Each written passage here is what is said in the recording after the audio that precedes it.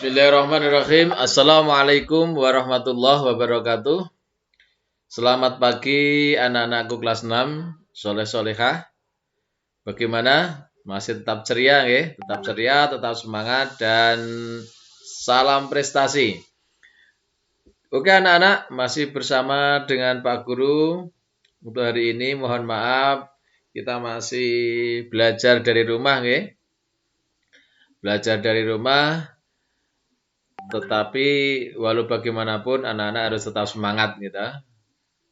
Pandemi bukan menghalangi kita untuk belajar. Pandemi bukan penghalang kita untuk berprestasi. Tetapi dengan pandemi mari kita tingkatkan lagi semangat untuk belajar kita. Agar nanti anak-anak dapat meraih apa yang anak-anak cita-citakan. Dan semoga dengan semangat yang tak kunjung surut atau semangat yang terus ada dalam diri jiwa anak-anak sekalian dalam belajar, mudah-mudahan Allah memberikan kemudahan kita di dalam semua hal. Allahumma amin. Oke anak-anak, hari ini Pak Guru akan menjelaskan tentang energi listrik. Kalau kemarin, pertemuan kemarin, Pak Guru menjelaskan tentang rangkaian listrik. Ya. Ada rangkaian seri, ada rangkaian paralel, ada rangkaian campuran. Untuk hari ini, kita akan belajar tentang energi listrik. Yang ada beberapa hal anak-anak yang kita pelajari hari ini. Ya. Ada beberapa hal yang kita pelajari hari ini. Yang pertama itu kegunaan listrik. Kegunaan listrik, yang kedua sumber energi listrik, yang ketiga pembangkit listrik, yang keempat itu hal-hal yang menghasilkan dan menyalurkan energi listrik, dan yang kelima adalah menghemat listrik. Ini nanti yang akan kita pelajari anak-anak terkait dengan energi listrik pada kesempatan hari ini.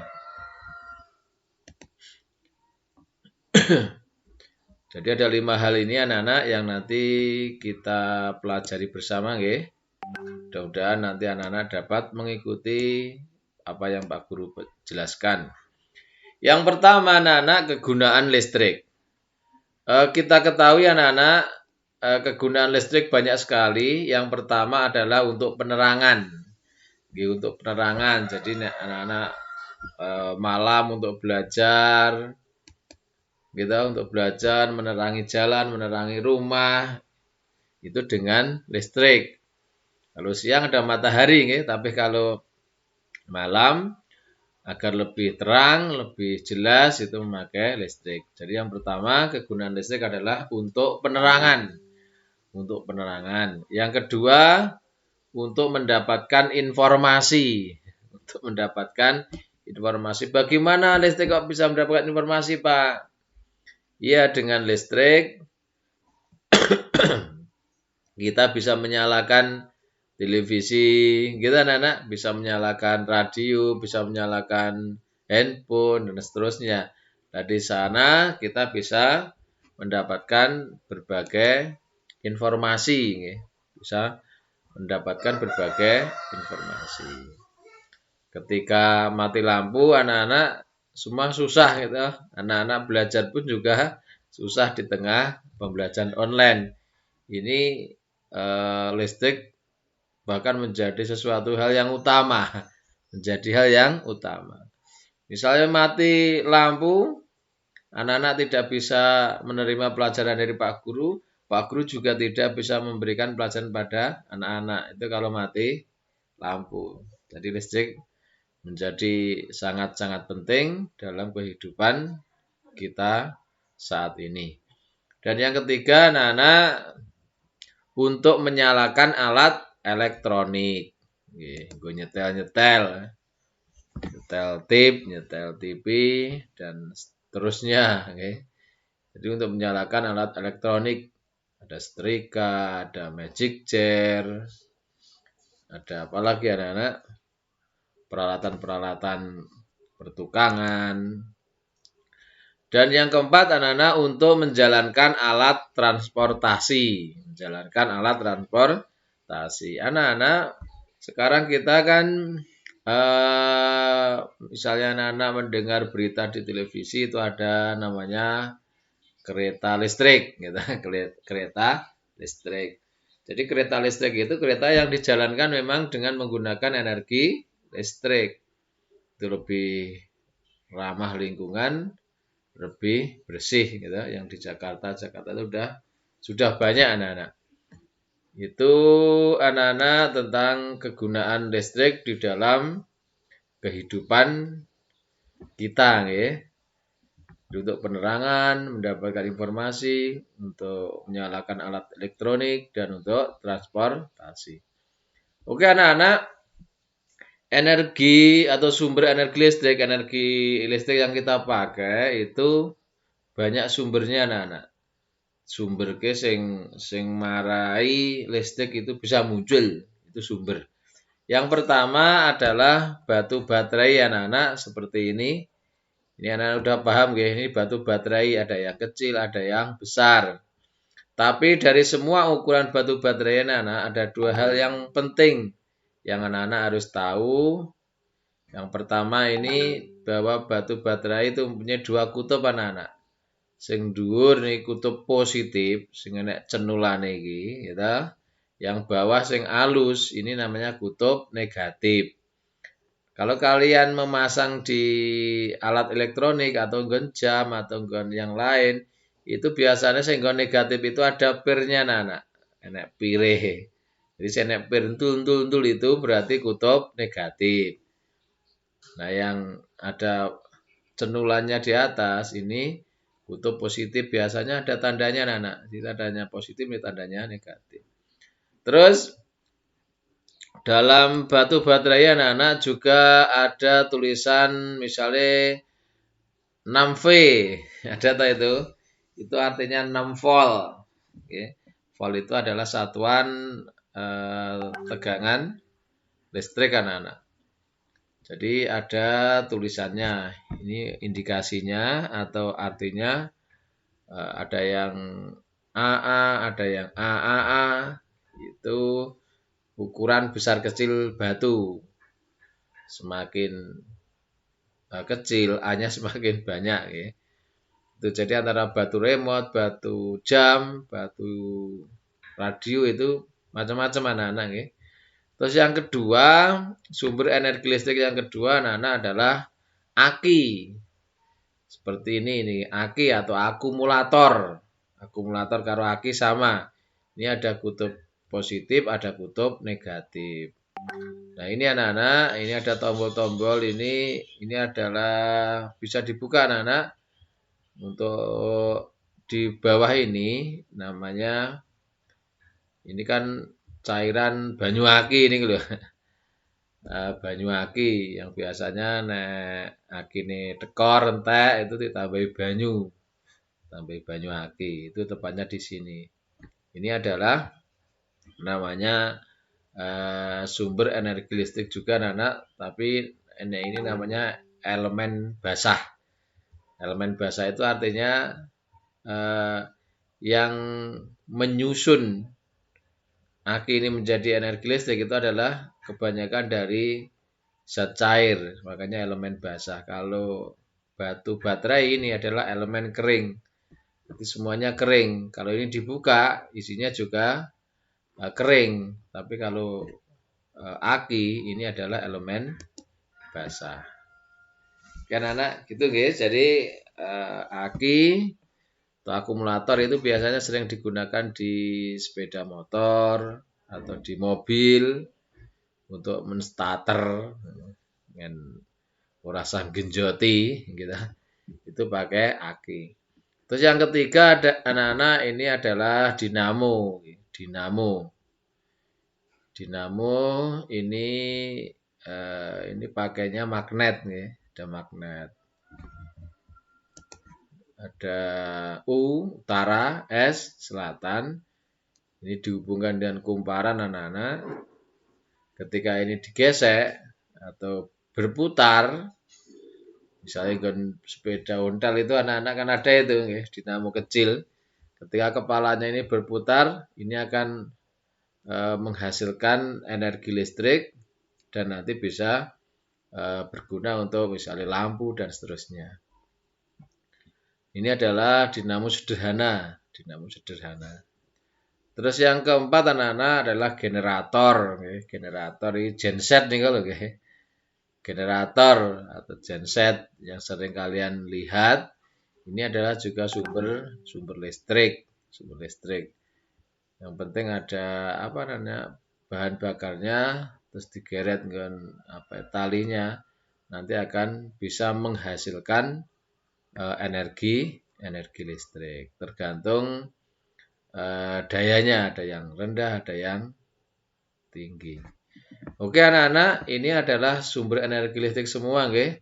Nanti kalau kalian nulis, ojo rasa digambar. Yang pertama, sumber energi listrik adalah 1, batu baterai. Seperti itu tulisannya. Batu baterai. Yang kedua, aki atau akumulator. 3 adalah dinamo. Yang keempat adalah generator. Jadi ditulis ada kata-katanya. Ojo gur gambar. Gambare ora patek pas nanti bingung dah maca anak-anak. Itu anak-anak tentang sumber energi listrik yang ada di sekitar kita. Selanjutnya adalah pembangkit listrik anak-anak. Jadi listrik yang kita gunakan sekarang itu kan dibangkitkan dari berbagai sumber. Jadi munculnya listrik itu tidak ujuk-ujuk anak-anak. Itu ada prosesnya.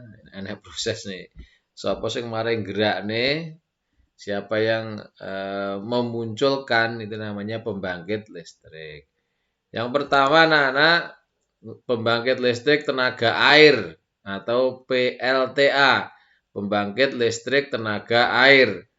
Jadi yang membangkitkan listrik, yang menghasilkan listrik adalah dari bantuan tenaga air. Nah nanti prosesnya bagaimana Pak? Prosesnya nanti akan Pak Guru terangkan setelah ini.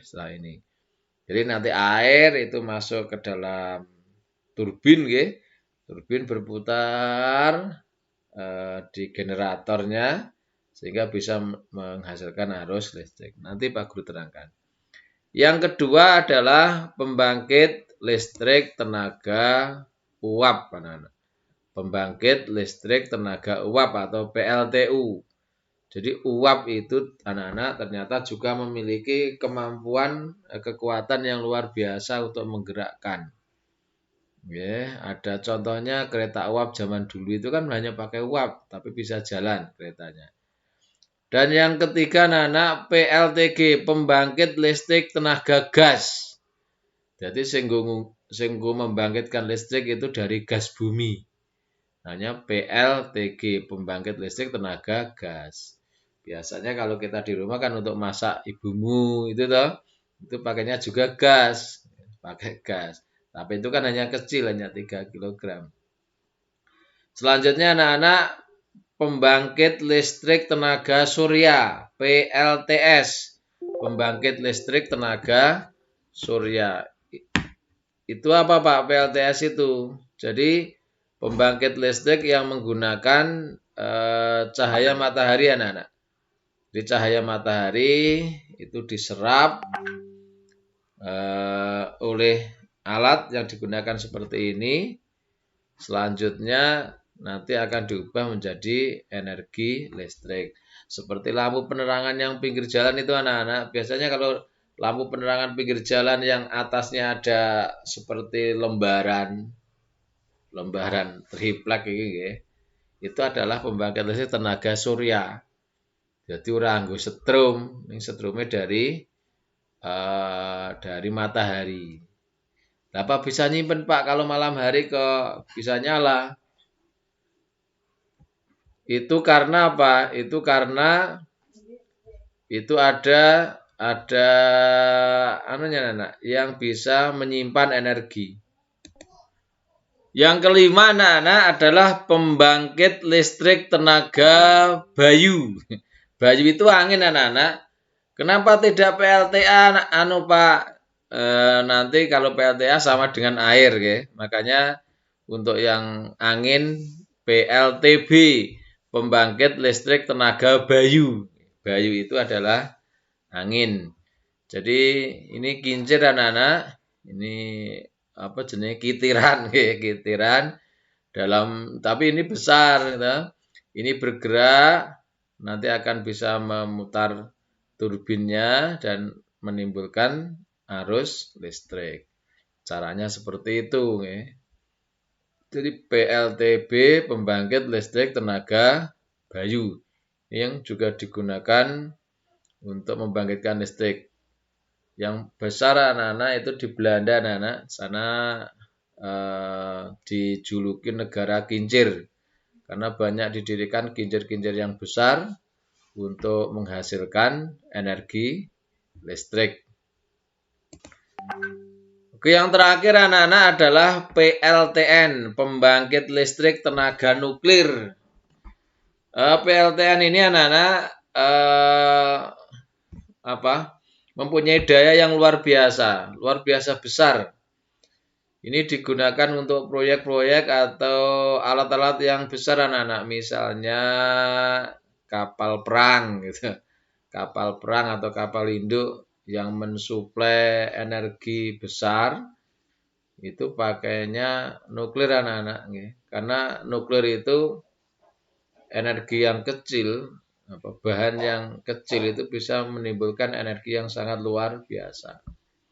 Contohnya ketika dulu anak-anak pada Perang Dunia Kedua antara sekutu itu kan Jepang menyerahnya. Jepang kan menyerah anak-anak ya. Jepang menyerah pada sekutu itu gara-gara dua kotanya yaitu Hiroshima dan Nagasaki itu dibom oleh sekutu. Dibom ya. Bomnya kecil anak-anak tetapi akibat kerusakannya luar biasa. Itu. Nah, energi yang seperti itu digunakan untuk pembangkit tenaga listrik. Itu kekuatannya bisa besar sekali anak-anak untuk yang nuklir ini. Jadi pembangkit tenaga nuklir ini kekuatan energinya atau penghasil energi yang luar biasa besar. Hanya saja juga perlu keamanan yang tingkat tinggi anak-anak, super ketat, tetapi hasilnya juga maksimal. Oke anak-anak, selanjutnya kita akan mempelajari tentang menghasilkan dan menyalurkan energi, bukan energi nih, energi listrik. Jadi anak-anak, listrik yang kita nikmati saat ini sampai di rumah-rumah kita, itu prosesnya kan panjang anak-anak ya, prosesnya panjang. Misalnya yang kita gunakan itu listrik dari Jatiluhur, Bendungan Jatiluhur Jawa Barat misalnya anak-anak ya. Bukan tidak dari Wonogiri Pak yang Gajah Mungkur itu. Gajah Mungkur itu juga menghasilkan listrik anak-anak tetapi tidak besar, tidak besar, belum mencukupi untuk kebutuhan semua warga. Makanya yang disuplai ke sini listrik yang anak-anak nikmati sekarang itu dari jauh, ada yang dari Jawa Barat, waduh Jatiluhur Jawa Barat itu dari Jawa Barat sampai ke sini itu ya perjalanan yang panjang. Makanya ketika anak-anak lihat pas mati lampu ada sebagian yang mati lampu, sebagian yang tidak. Iya toh?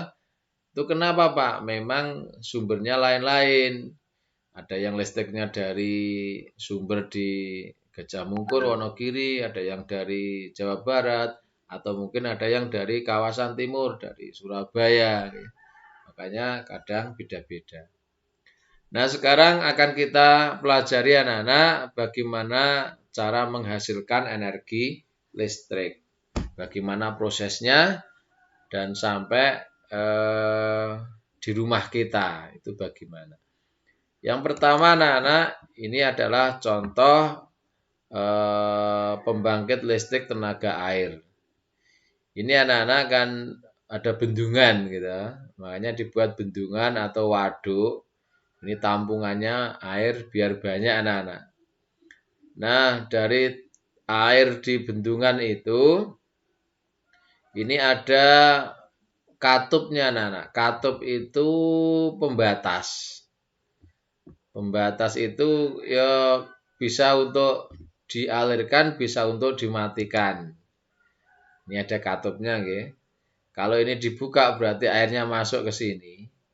Kalau ini ditutup berarti airnya mati, tidak bisa masuk. Itu namanya katup, nggih. Nah, ketika air ini masuk anak-anak, air ini masuk ke dalam saluran ini kan salurannya masuk, ini akan bisa menggerakkan turbinnya. Jadi sing kaya kitiran ini akan bisa berputar turbinnya. Ini berputar, turbinnya juga berputar karena arus air. Jadi arus air sing nyentar nggih, atau ngrojok itu akan bisa menggerakkan turbin ini. Turbin ini kan bergerak terus. Nah, ketika bergerak terus, ini akan bisa menghasilkan energi. Jadi energi itu bisa seperti dinamo sepeda itu anak-anak ya. Nah, dinamo ini kan kepala sepeda itu, sepedamu jalan terus, kan lampunya juga nyala, gitu. Tapi nek kamu berhenti, lampunya juga mati. Ini juga sama anak-anak. Ketika aliran listrik ini stabil, kincirnya ini berputar terus, maka dinamo juga akan bekerja terus. Oke anak-anak, terus dari energi ini akan dihasilkan energi listrik. Ini nggih, transformator akan menghasilkan energi listrik. Nah, energi ini akan disalurkan anak-anak. Disalurkan dari pusat pembangkit listrik ini pusat pembangkit listrik. Ada yang air, ada yang uap dan lain-lain. Ini akan disalurkan anak-anak. Nah, misal kita dari Jawa Barat tadi nggih. Ini perjalanannya kan jauh anak-anak. Listrik yang digawa kan besar. Dari sana itu ribuan watt, puluhan ribu watt nggih. Bukan hanya kecil, tapi puluhan ribu watt. Makanya lewatnya adalah ini anak-anak. Sutet. Kenal nggih? Cagak listrik sing dhuwur nika namanya sutet. Saluran ultra tegangan tinggi. Itu untuk menyalurkan atau banyu nu selange anak-anak. Selang sing gede. Itu sutet itu adalah untuk menyalurkan listrik dalam tegangan yang tinggi. Gitu. Nah, dari sutet atau saluran yang tinggi itu akan didistribusikan, dibagikan pada stasiun-stasiun penyalur anak-anak, stasiun-stasiun penyalur. Jadi sing nompo, misalnya sini di Wonogiri ada stasiunnya anak-anak. Nek kaya bis ya stasiun sing cilik-cilik, terminal cilik-cilik niku, terminal cilik-cilik. Listrik juga sama. Di Wonogiri itu ada terminal kecil. Sebentar. Ada terminal kecil anak-anak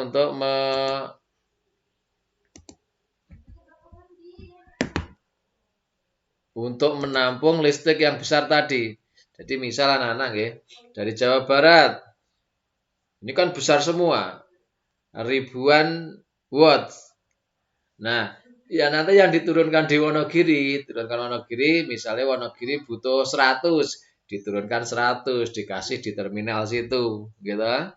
Lah yang lain kemana Pak? Yang lain melanjutkan perjalanan, sing gede mau yang Ponorogo atau yang Jawa Timur. Nah, sing 100 niku wau kan didune di Wonogiri. Nah, itu baru didistribusikan ke tempat-tempat pelanggannya termasuk kita-kita. Ini dari terminal terminal distribusi yang lebih kecil ini baru disalurkan ke pelanggannya. Nah, anak-anak kan tahu kadang di pal listrik anak-anak, tiang listrik itu kan ada trafonya anak-anak kita. Ada trapo bundar dan itu. Itu gunanya untuk apa anak-anak? Untuk menurunkan tegangan. Jadi yang kabel-kabel yang ke rumah kita, yang polosan itu sebenarnya juga masih tinggi anak-anak. Itu masih tinggi tegangannya. Tapi ya tidak setinggi sing sutet. Nah, nanti kalau disalurkan ke rumah itu diturunkan lagi lewat trapo-trapo itu. Jadi trapo yang ada di pinggir jalan kan pal listrik, cagak listrik itu gunanya untuk menurunkan tegangan biar nanti ketika sampai rumahmu listrik itu tidak membahayakan, tidak merusak gitu. Kalau tidak diturunkan tegangannya anak-anak tidak bisa nyetel TV langsung kobong, kalau tidak diturunkan tegangannya. Itu anak-anak, itu proses penyaluran listrik dari pembangkit listrik sampai ke pelanggannya atau yang kita nikmati saat ini. Oke anak-anak, selanjutnya menghemat listrik. Jadi semakin boros listrik nanti bayaran kita juga tinggi anak-anak. Makanya kita harus menghemat. Caranya bagaimana Pak? Yang pertama mematikan alat elektronik jika tidak digunakan. Misalnya anak-anak lihat TV, silakan. Kok nek wis ora ditonton ya pateni gitu. Terus lampu rumah, lampu kamar, lampu teras, nek sudah pagi ya segera dimatikan. Tuh. Terus yang kedua memakai alat elektronik seperlunya. Seperlunya ya ketika digunakan. Nah, ora digunakan ya dimatikan, aja kabeh diurip nih. Setrika urip, radio urip, TV urip, urip. Nanti itu kan boros strume yang keluar akan banyak. Makanya seperlunya saja. Terus yang ketiga, anak-anak menggunakan alat elektronik yang sama fungsinya tetapi menggunakan energi yang lebih sedikit. Ya, cari alat-alat elektronik yang membutuhkan wattnya kecil anak-anak. Misalnya lampu nggih. Lampu sekarang kan ada lampu tabung, ada lampu LED dan seterusnya anak-anak, ada lampu jari. Itu yang sekarang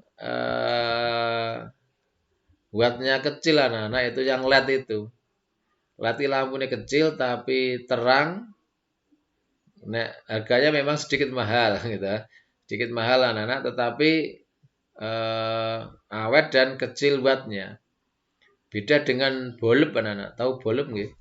Bulb itu yang lampu bening itu loh, lampu bening biasa 5 watt, cahayanya kuning. Itu murah, harganya murah, tetapi wattnya yang keluar itu besar sekali anak-anak, besar sekali. Makanya kita harus bijak untuk mencari alat-alat yang hemat energi. Itu biasanya setiap produk elektronik anak-anak selalu ditulisi berapa watt, misalnya TV-mu berapa watt, kulkas berapa watt, terus radio berapa watt, itu semuanya ada. Terus menggunakan lampu hemat energi seperti yang tadi Pak Guru sampaikan, nggih. Jadi ini anak-anak adalah cara kita untuk bisa jadi itu anak-anak cara kita untuk bisa menghemat energi. Terus selanjutnya adalah menggunakan alat-alat elektronik. Dalam menggunakan alat-alat elektronik anak-anak pastikan anak-anak paham. Nek urung paham jangan bermain-main dengan listrik. Coba nek colokan terus tok duleki jangan nggih, jangan. Jadi harus penggunaan atau menggunakan alat listrik satu harus punya ilmunya dulu nggih. Untuk anak-anak jangan bermain-main dengan peralatan listrik, apalagi yang ada strumnya. Kalau ada sesuatu yang memang dibutuhkan, silakan minta bantuan orang tua. Jangan diutek-utek sendiri. Yang pertama, anak-anak, ketika kita mencolokkan, ngelebok nih colokan, stop kontak nih, pastikan tangan anak-anak tidak berair. Karena apa, Pak? Air itu kan bisa mengalirkan arus listrik. Jadi nek tanganmu isi teles, kue kok ndumuk peralatan listrik, ngecupnya listrik, ke pengurutnya lampu dan seterusnya. Itu air yang ada di tanganmu itu akan bisa menjadi penghantar setrum. Jadi iso kesetrum wongi gitu.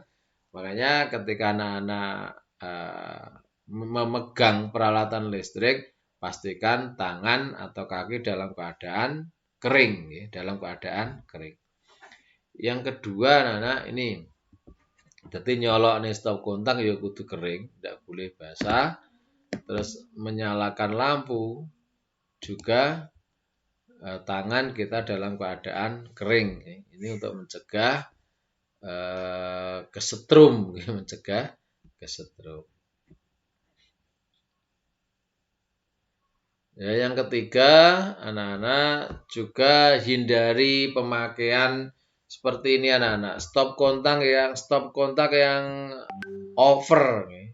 Ini stop kontak yang over. Jadi gini enak tumpuk meneh gitu. Stop kontak yang ditumpuk-tumpuk seperti ini akan bahaya, anak-anak, akan bahaya. Makanya ketika ini satu jalur ya ini saja, okay. Yang lain tidak usah ditumpuk seperti ini. Jadi stop kontak, misal kalau lubangnya ada 5, ya 5 itu saja, jangan ditumpuk-tumpuk yang banyak. Nanti akan bisa menimbulkan konsleting. Dan yang ketiga, anak-anak hindari kabel-kabel yang tidak standar.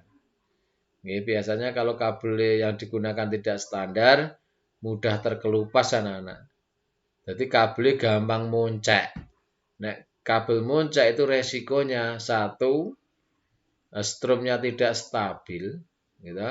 Yang kedua bisa membahayakan kalau kesenggol pasti kesetrum gitu.